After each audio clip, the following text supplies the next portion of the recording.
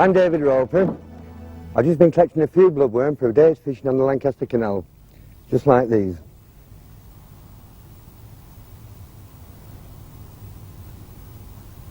This is a typical bloodworm pond, somewhere north of Preston. I'm not going to tell you exactly where. Bloodworm ponds are secret. The fact is, bloodworm is not just confined to Preston and district. They can be found all over the country. But one word of warning, always ask the farmer first. Usually they're very obliging, providing you have the manners to go around and talk to him beforehand. With no more ado, let's have a look at the equipment. Action.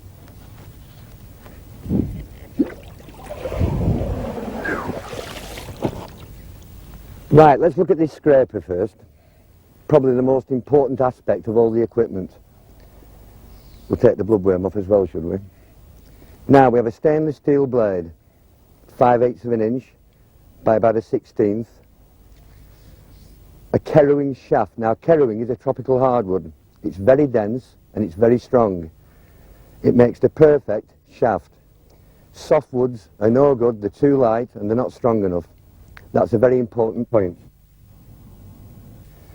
So, we look at how the blade's attached to the shaft. Now, all I use is tape, nothing else. The secret is to try and get so that there's as little resistance as possible just here. Now, some people use nuts and bolts and all sorts of things, and all you're doing is creating resistance. This wants to go through the mud absolutely as evenly as possible, and the less resistance there is, obviously the better. So anyway, there's the scraper. Now the tray.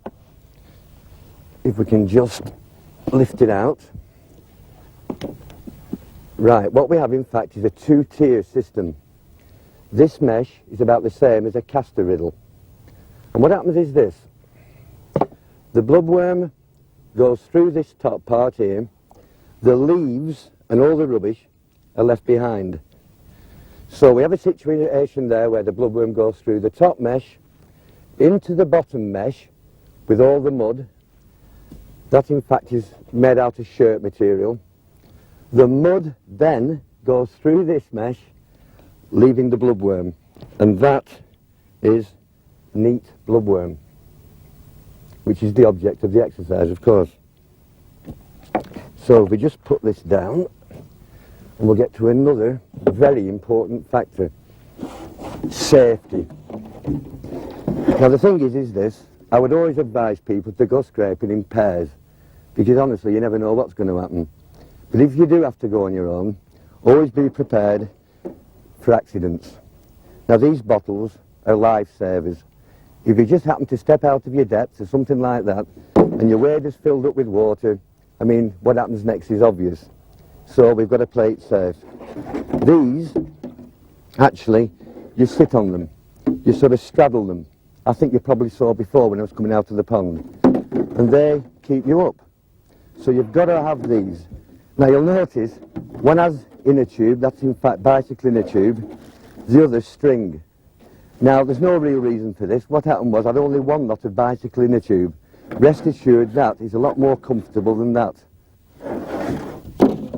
Another thing worth mentioning, it's pretty obvious that ordinary thigh waders wouldn't be good enough for this job.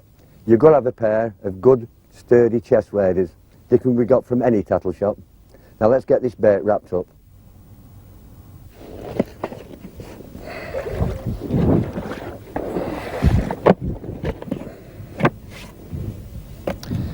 Now we've got a few here. Enough for a good day's fishing.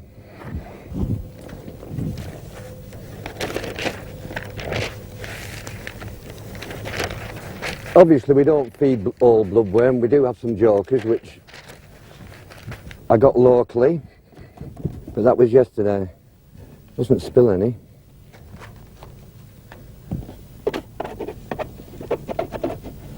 We mustn't waste any either.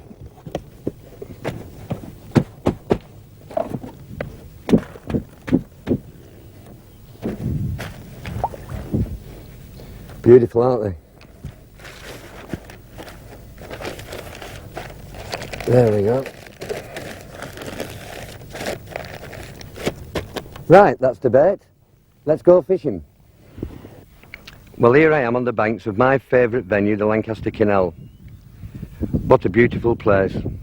Believe it or not, we're only a stone's throw away from the middle of Preston. You wouldn't believe it, would you? I mean, you've only to look up that way, for example, and there's a lovely stone bridge, and the canal, in fact, is full of them. Coming down here, just a little bit further towards me, there's a swing bridge. I think, in fact, it's the only one that's in operation on the canal at this moment in time. And British Waterways have done a marvellous job looking after it. You've only to look at it to see that. I've probably been fishing this place now on and off for about 30 years. And it's my first love. I'll probably drop dead sitting fishing on this place, actually. It's absolutely wonderful. Further down there, just in fact past the boats, there's a basin. And these are what the boats used to turn round in, like all those years ago when the coal barges and the horses used to tread these tow paths. There's several basins on the canal, and they all hold a marvellous head of fish. In fact, that's where the big bream live. The pike anglers have a marvellous time there, and there's probably 20 or 25 of them scattered along the canal. In the matches, of course, they don't peg them. It would be totally unfair because the winner would come from there every time. The peg I've chosen today is more the usual sort of peg that I expect to find in a match. Just lately, it hasn't been that warm, and I thought, well, if I fish opposite a boat, I've got a good chance of catching. I'm going to be using Bloodworm and Joker, and I'm going to be fishing at about 10 metres distance, probably about a foot away from the boat, as you can see. Right, let's have a look at the rigs. Just put that down. Now then, we'll start at the top with the elastic, for as good a place as any, I think. Now what I'm using here is a number 3's elastic. Now I'll show you what happens. Shock absorber, big fish on, and the elastic takes the strain. I don't know who invented it, but it's an absolutely brilliant idea. And we've all those match anglers, of course, are well into it now.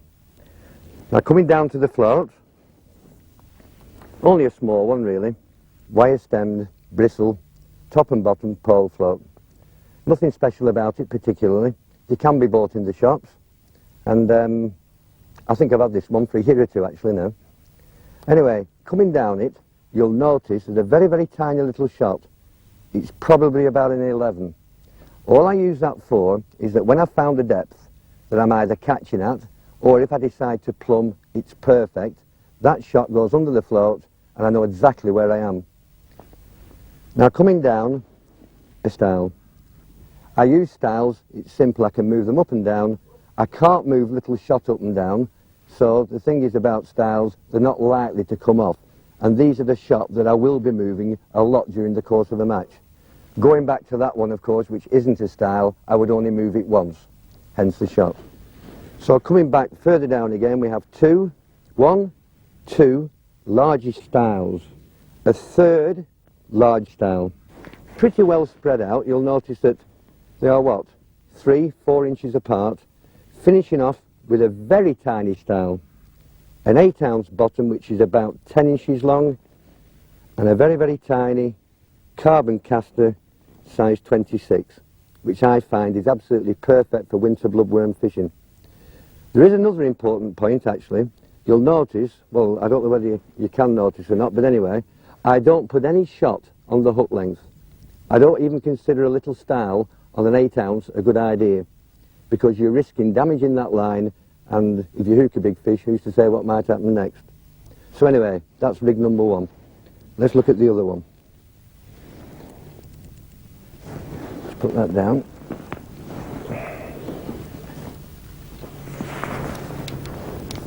Right, you'll notice straight away that this is heavier. Now what it is this. We're starting fishing on a relatively calm canal. I mean, like I said before, there's no wind at all. But who's to say what's going to happen? I mean, a wind could come along, anything could happen, whereas I've definitely got to start fishing heavier. So I have a slightly different shape float. Let me tell you before we go any further, I'm not that bothered about what shape a float is, providing it performs well in the water. Canal pole fishing, top and bottom floats, they all work pretty well. It's your shotting and things like that that's important. Anyway, a bigger float, in fact a 4x14. Coming down, we have a bulk shot. That would be necessary if it gets rough to give stability which is very, very important, I would obviously obtain better control. Below, and we've got the damn, no, it's come off, it just got stuck for a minute there. Below, we have 2 baby styles as drop shot, the same 8-ounce bottom, slightly longer, but it wouldn't matter if that was an inch or 2 shorter actually. And once again, a size 26 hook, which, as I said before, for winter bloodworm fishing, I find them absolutely perfect. Right, those are my rigs, which I'm going to be using today. So should we look at the general layout.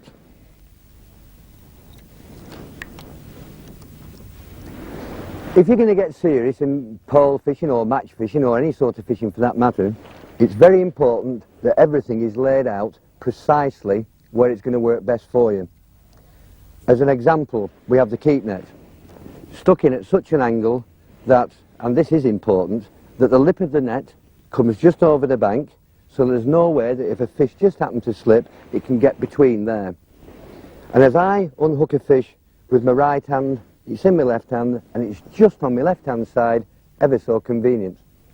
Landing net, similar, always to hand, just simply, you can't miss it really, can you? Perfectly like that.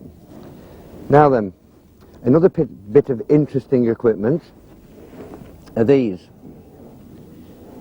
Now these are in fact pole cups. In fact I call them thimbles, because if you look at that one in particular, it's not much bigger than a thimble, is it? Now these clip on to the end of the pole about a foot away from the end.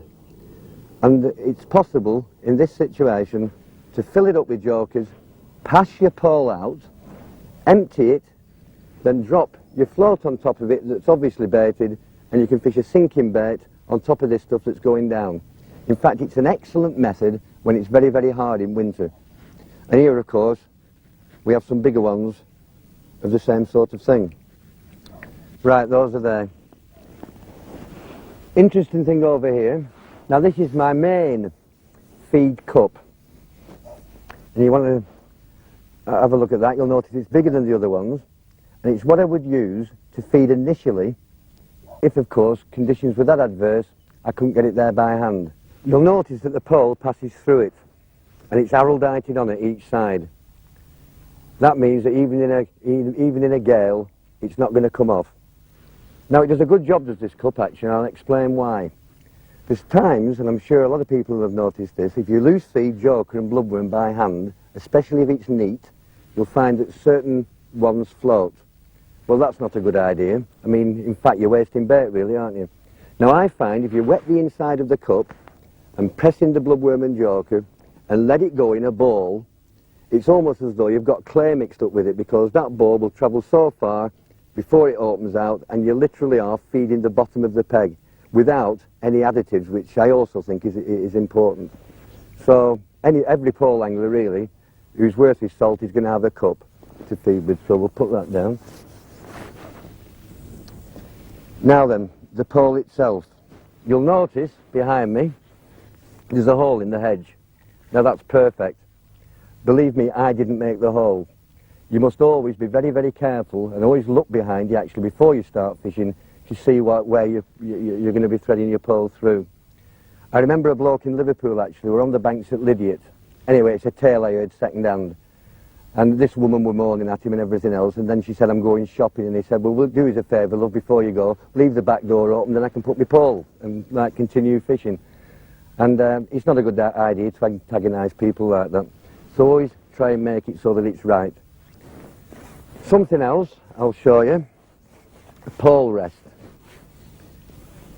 Now, not to be used all the time. Most pole anglers are active and they're fishing just, you know, all the time actually. But if you just want to do a little bit of a job, you put the pole in the pole rest, you can pour yourself a brew, you could even be waiting for a big fish. A number of things actually, but the pole rest I find very, very, very useful in certain situations. So we put that back. Now the position of the bait. I mean, I'm right-handed, and if I was going to throw or introduce bait into a cup, this being the joker, I would use my right hand, I would hold a cup in my left hand and put it in. So that's very convenient, it's easily within reach, and as you can see, no problems. The hook bait, when we get it sorted out, will be over here. Once again, it will be on hand, I can reach it without stretching, and job's a good one. Other things that I have scattered about, just in case of accidents. Packets of hooks that I'm likely to be using. Now if it was raining, obviously I wouldn't be able to do this because these hook boxes are not watertight. I think they make them like that on purpose actually. So put that down. We have a plummet that's handy, a pair of scissors, and it is gorgeous. That's for obvious reasons really. If a fish follows the hook, you want to get it out as quickly and safely as possible. Just one other thing that I do have knocking about, and that's a black felt tip. I mean, you never know if a wind just happened to get up. I mean, it's not such a clever background that I've chosen, but if a wind just happened to get up, the orange floats, which I have on at the minute, just might go wrong on me, and I can always turn them black. So that really is the end of the equipment that I have knocking about. So let's have a look at the bait, should we? Right. This is going to be an out-and-out bloodworm attack. What we're hoping to do is to catch 2 or 3 pounds of smallish fish. You never know, of course, an accident could come along, and if it does, it'll probably be in the shape of a bream, which could be a pound, pound and a half. And it's not unlikely, but small fish is definitely what we're aiming at. Anyway, here we have jokers. Obviously necessary if we're fishing bloodworm. I scraped these yesterday, as a matter of fact. As you know, I got my bloodworm this morning. I had the choice. I could have either have got fresh bloodworm this morning, or we could have swapped it round and got the jokers. I'm quite prepared to fish with joker that's a day old. No problems at all. Bloodworm, I want them fresh as possible, and I consider that important. So anyway, let's have a look at the bloodworm.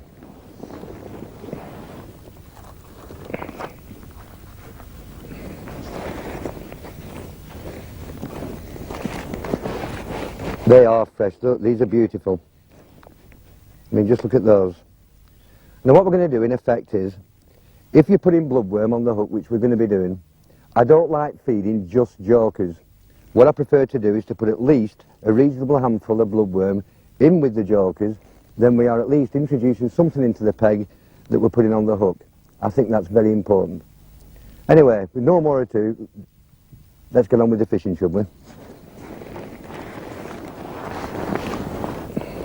Right, we'll put a handful of the bloodworm in amongst the joker, mix it in like that, and that's the mix that we're going to be using today.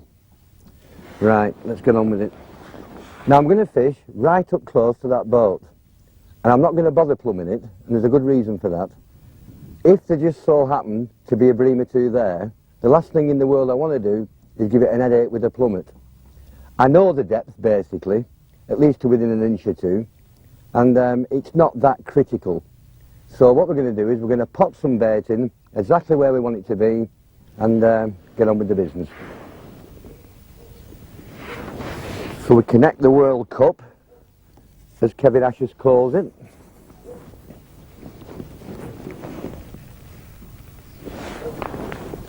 We fill it up with the mix. Notice we're feeding an inside peg at the same time. And out we go.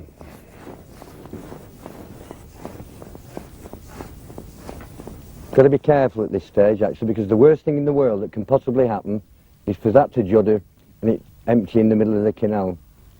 In fact, I could tell you a bit of a tale about that as a matter of interest. I'm not one of those blokes that goes around saying he invented everything, and I certainly weren't the first to get into these cups. I always used to prefer feeding it by hand. And I always used to think, well, why are they using a cup that's so small? And I thought to myself, why go out 6 or 7 times when you can get away with perhaps doing it once? So my first cup was in fact a yoghurt carton, and I stuck it on the end of the pole in a similar manner to this one here, and I'll always remember it. I mean, you imagine a yoghurt carton full of bloodworm and joker being passed out like this. The pole was bent round to such an extent and the whole lot emptied in the middle. I found myself having to fish there, and I caught very little indeed, I can tell you. Anyway, let's get on with this.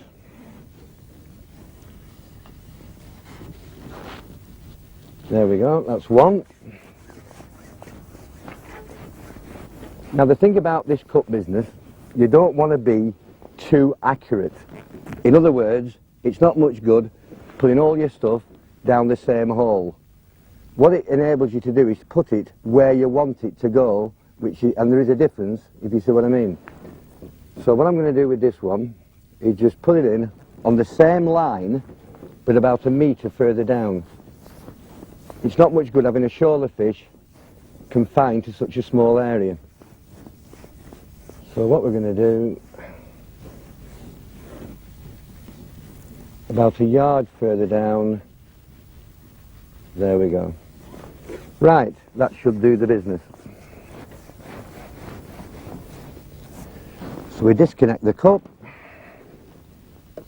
and pick up rig number 1, which is the light one that I showed you before. We've forgotten to do something, just bear with me. Hook bait. Now the hook bait, as I told you before, that's the stuff we scraped this morning. Now what I have here is a tub with a touch of water in it.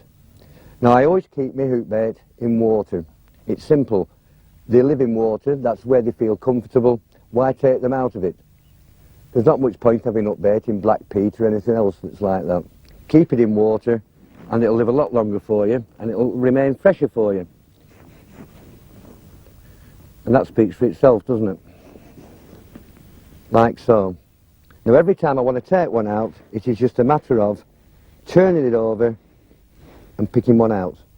In fact, what happens when you put it in water, it does tend to crisp up, a little like a crisp caster, which makes it easier to hook. If you put it in black, they go soft and not as easy to hook, like I was saying. So let's have a chuck and see what happens.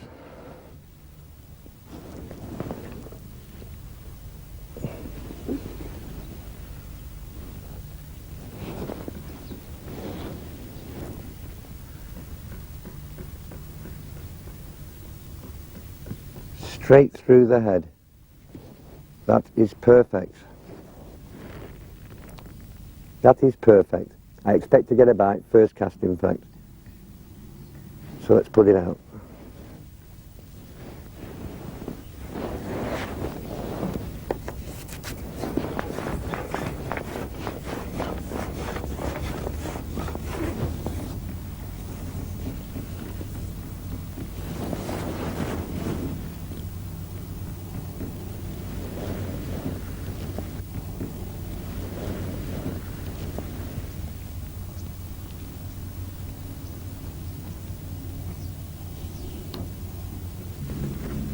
There we go.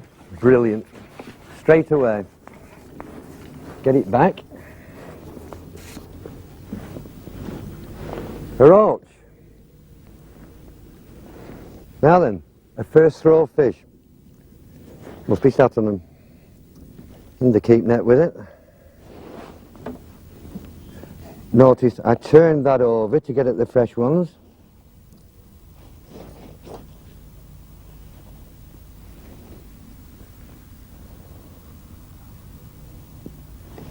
Perfect.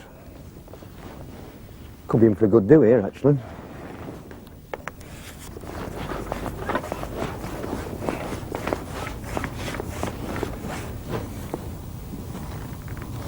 Right.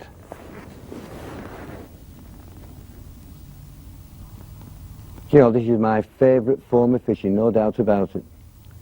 Holding a pole and catching a fish or two. It's brilliant. I don't know how they sit there looking at quiver tips, and that's the truth. And that's for specimen hunters, well, I don't understand them at all. Come on, just ease that bait. Let it go. That's the idea, really. You should sort of lift it up, get some movement in that bloodworm, let it drop down again, and hopefully, not that time, do it again.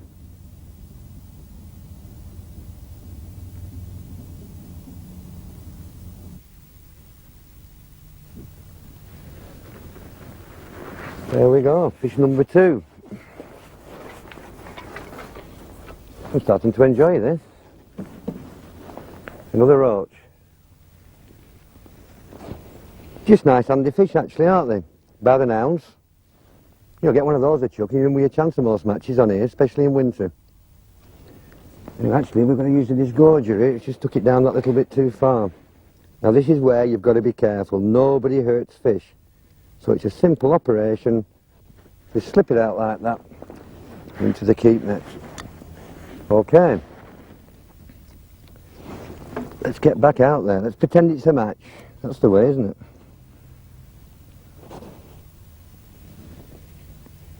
We're still using a single bloodworm. If things got really cracking, I'd be tempted to put 2 or 3 on, because you never know, there just might be that bigger fish. But for the time being, we'll stick with 1. I'm quite happy to catch one of those every throw, if that's the way it's going to work out.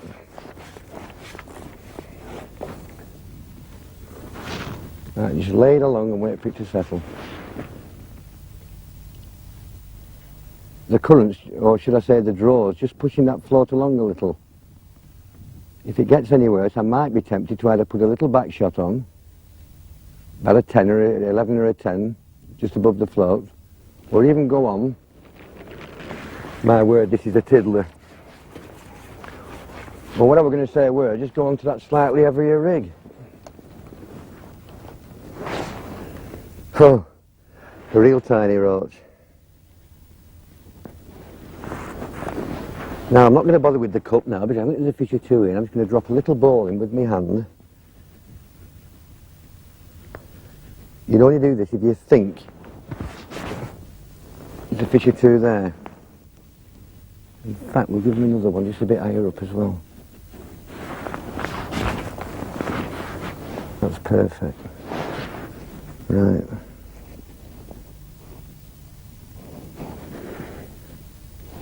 It's when you're getting a roach like this, well, one a throw, which up to now we have been doing, where the odd skimmer could just turn up. We can only hope.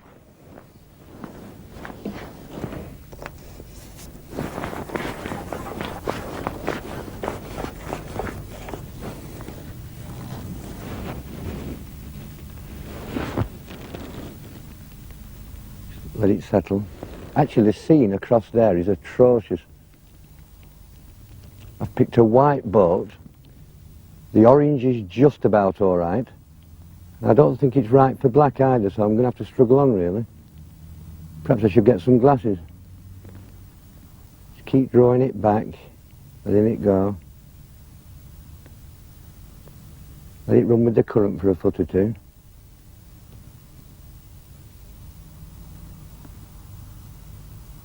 Bring it back again, let it go. You'll notice that this pole fishing, it's constant working of the bait. That looked like a bite. And it was another little fish.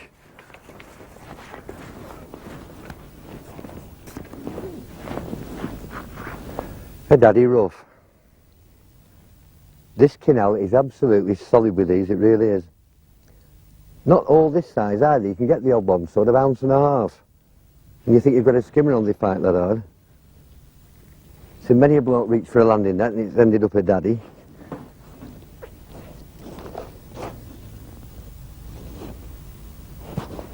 Let's put a couple of bloodworm on, see what happens.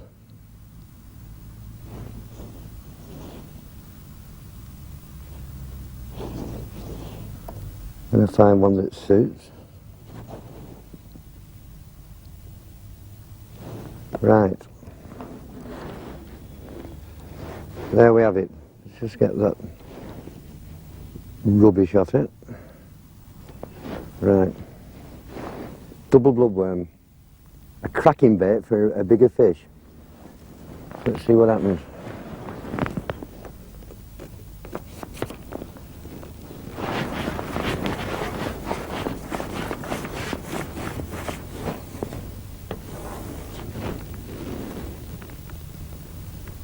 You know, this day is absolutely perfect for fishing, it really is.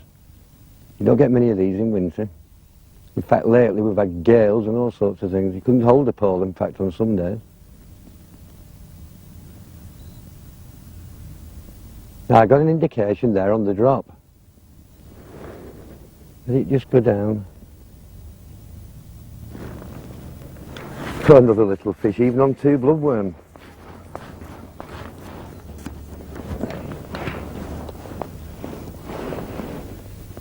There we go.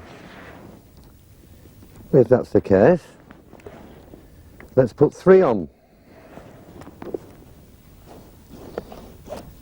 I'm not having it roach that side. You're going to pick up 3 bloodworm. Takes a bit of time putting 3 on, of course.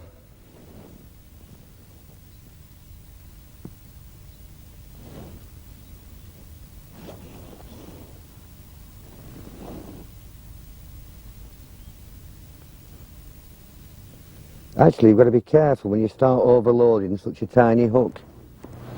I'll explain why anyway. You can see that.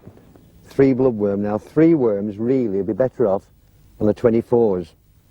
There's a reason for that. If I struck into a bigger fish with 3 worms on a 26, the worm, the amount of worm should I say, could easily act as a buffer. And it could be the hook would bounce out because I've not set the barb. So, you know, it's something to bear in mind. Let's get it out there and see if there's one of them waiting for us.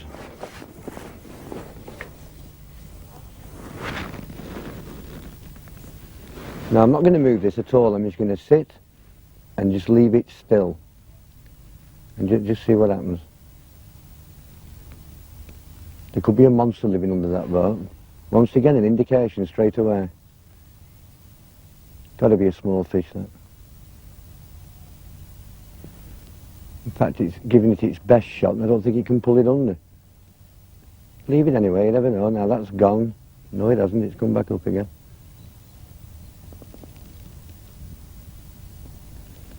Now it's hanging, look at that, it's hanging, that is a little fish. No point striking yet because I know fully well it hasn't took hold of it properly. There you go, you see, missed it. That's a classic case of a tiny fish having to go to big bait and not being able to manage it. So, if we're going to have to settle for little ones, which I really thought we were going to have to do in the first place, we'll go back to 1 worm.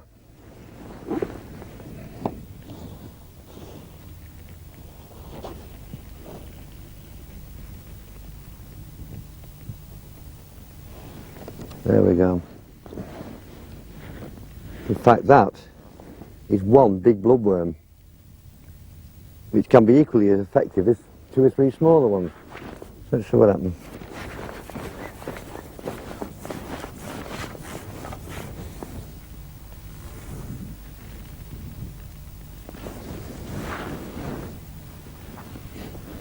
We've definitely got a peg full of fish anyway. Even Mark Downs are catching me. Just leave it and let it go down.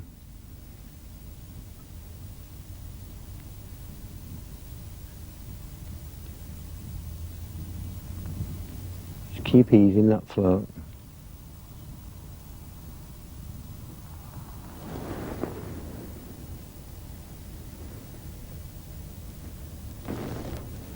There we go. Probably another roach.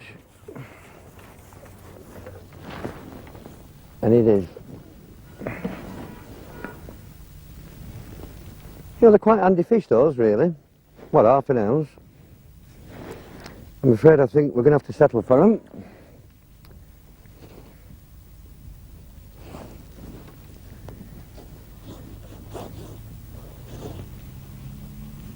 So we'll select another big bloodworm. I'm going to put a few more jokers in, or joker and bloodworm mix, should I say. Not a big bowl. You know, we don't want to overdo it. And that is bang on.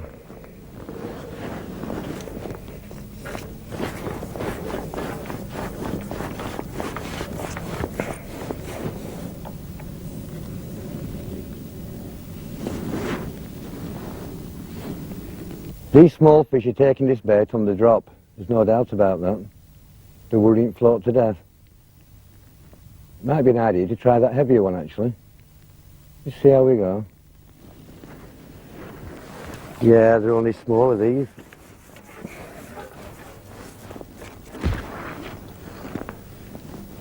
Not really good enough to score in a match fish of this size. Definitely looking for something a bit better. Let's have a do with that heavier rig. Tell you what, first we'll just drop another little ball in.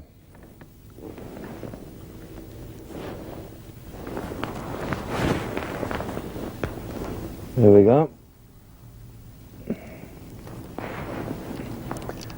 Now this, remember, is designed to get down more quickly because of the bulk shot, and hopefully down to a bigger fish that might be waiting for us nearer the bottom. Also, we'll put a slightly larger bait on. Instead of just the one bloodworm, we'll go for two.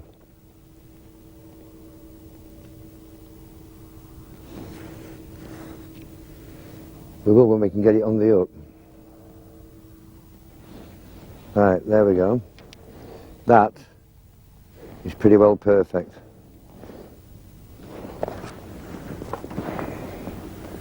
See what happens.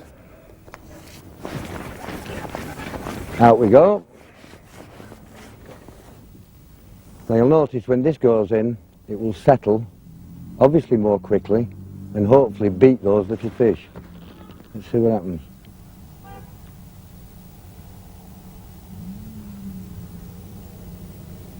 Just move it as before, draw it up and let it go. And that was an indication. Just wait, leave him, and we're in.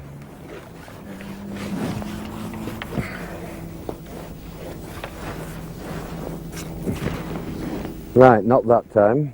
My word, look at this. In the tail. Incredible. There must be a million there. So the big fish never got a chance. That little rascal swam into the line. So we'll pick it up and we'll put it in the net and try and do it properly this time.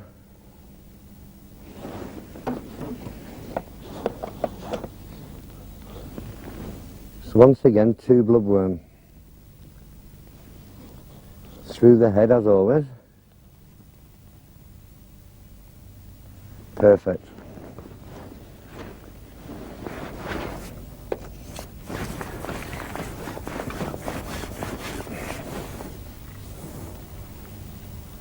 In slightly closer to the boat. There we are.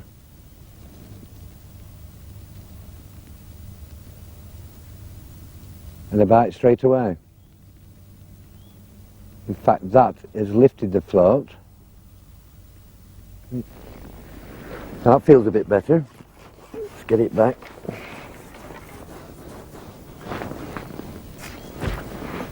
Now then, look at this. A bigger daddy. Now those weigh, I mean that's an ounce. Comparing to the little roach, of course, they're like 3/4 of the ounce. So this is definitely progress. In fact, if this were a match and fish like this came every chuck, I'd be definitely fancying my chances. One thing about it though, is when you're catching fish at sort of 10, 11 metres, short lining, you've really got to be quick. As quick as you can, without making any mistakes, of course. We're going to go back in as quickly as possible. Next to the boat again. Let it settle. And straight away. Now this is definitely better. It's amazing, you change your rig and straight away you're into better fish. In fact, we're going to slip the net under this one. You don't take chances on 26 hooks. Beautiful. Well, a decent sized roach. 3 ounce, something like that. I'll tell you what, it's an aquarium out there now.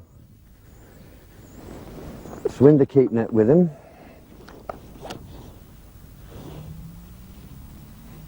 A couple of bloodworms on.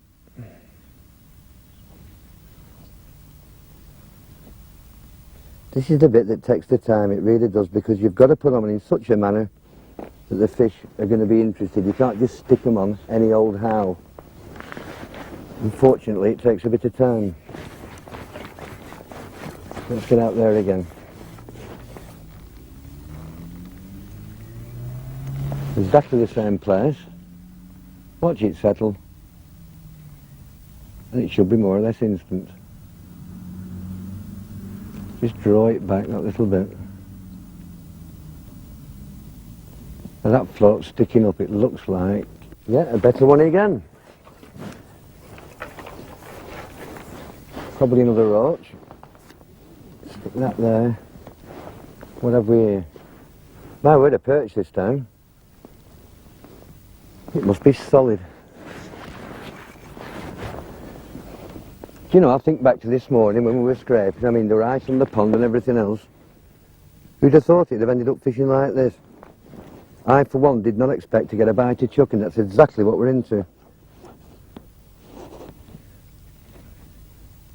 You know, I can't bait up fast enough now. The 2 bloodworms on.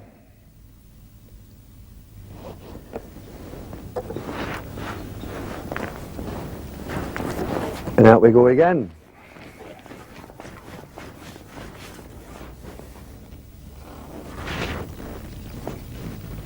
No need to do anything different at all. It's just a matter now of catching what's there as quickly as we can. We should end up with like, I don't know, 2.5, 3 pound, who's to say? And that on the canal at the minute, without bream, is a good winter weight.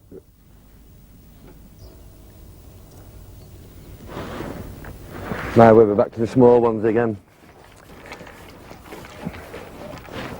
Not to worry. These can really be a nuisance at times, they really can. But one way of looking at it is every time you drop a fish in that keep net, you're adding to what you had previously. Let's try one big bloodworm.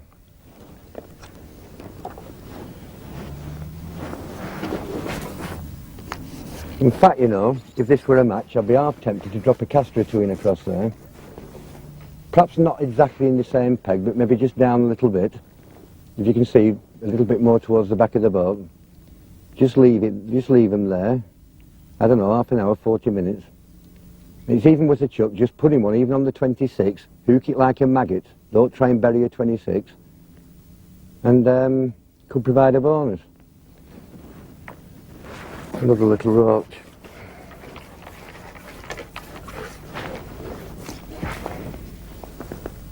Well, they all count, like I said before.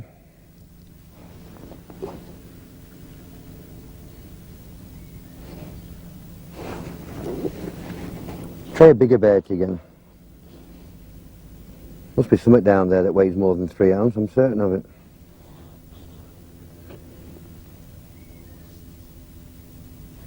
Right, 3 big bloodworm. Now if this works, we're going to put a little bit more feed in. I'll tell you what we'll do as well, we'll just up that depth a bit. Only 2 or 3 inches. But that absolutely guarantees that bigger bait's on the bottom.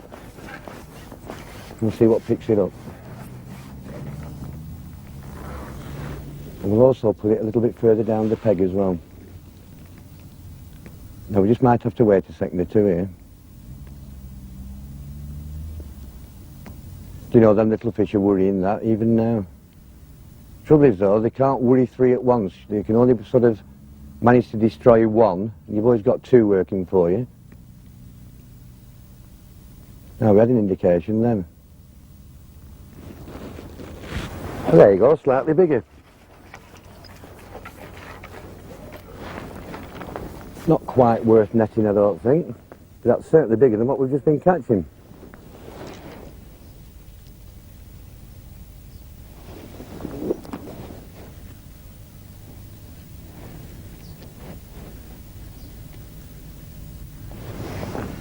Right, let's get back in again with that bigger bait. We'll drop it further down the peg again. I mean, that last fish was definitely bigger. That's it. Bang on. Do you know, those little ones just won't leave it alone. Just ease it back though. Let it go. There we are. Well, this is definitely better. We'll take our time with this.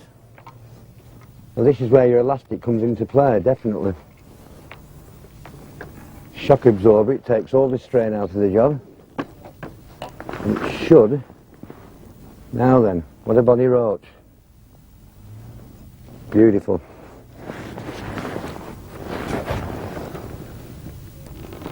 Now, look at them. Must be at least 4.5 ounce. These are the ones that really knock your weight up, they really do. Start getting these on a string and others are fishing for second. Right, let's get baited up. Same big bait.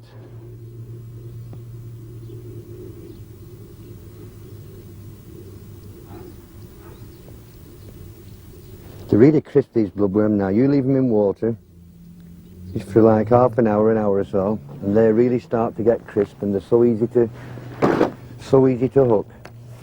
I think it'd be a good idea if I shut my drawer. Right.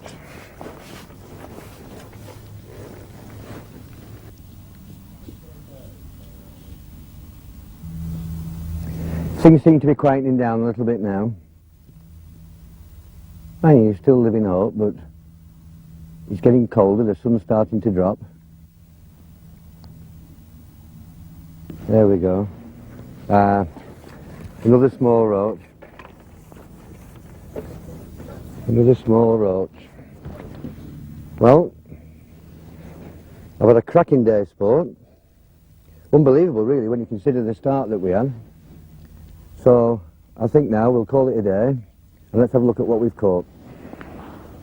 In fact, let's just clear this lot away first. Just hang on a minute.